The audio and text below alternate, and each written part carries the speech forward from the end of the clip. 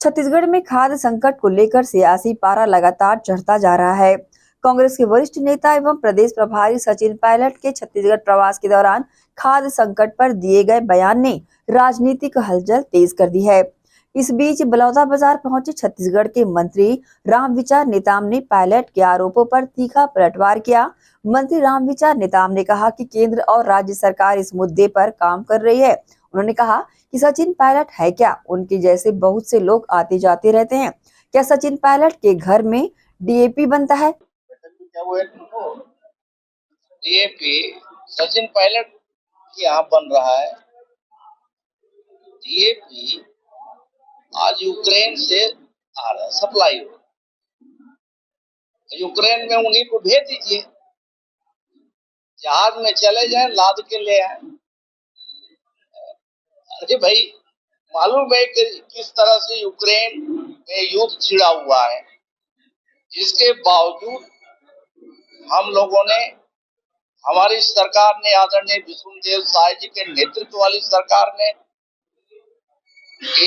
उर्वरकों की कमी न हो, इसके लिए पूरे विभाग के साथ बैठ करके हम लोगों ने प्लान किया, योजना बना के भारत सरकार के समक्ष रखा और उर्वरक मंत्रालय से लगातार संपर्क करके, उनसे निवेदन करके मैंने स्वयं कई कंपनियों के डायरेक्टरों से डायरेक्ट बात करके हमने उर्वरक की आपूर्ति करने के लिए हमने निवेदन किया है। और निवेदन के बाद हमारे प्रदेश में उर्वरक की आपूर्ति करीब करीब पिछले साल जितना था उतना की स्थिति में हम आ गए, उतना हो गया है। इसलिए ये कहना कि उर्वरक की कमी है, ऐसा नहीं है। किसी भी किसान को निराश होने की जरूरत नहीं है।